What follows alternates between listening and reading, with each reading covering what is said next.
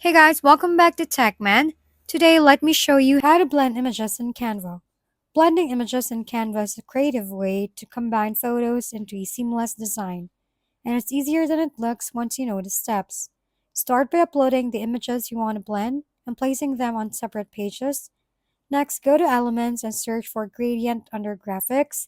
Choose a gradient you like, set its color to white, rotate, and resize it to cover the image, and copy it as many times as needed to get smooth fade effect.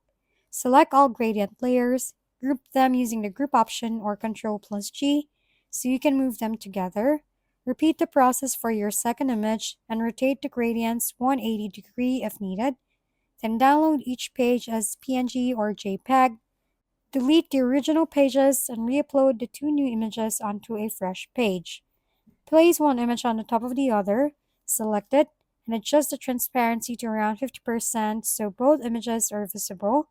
Finally, click Edit Image and use the adjustment settings to tweak brightness, contrast, and saturation until the blend looks natural. This method gives you a smooth, professional looking merge image that combines the best of both photos.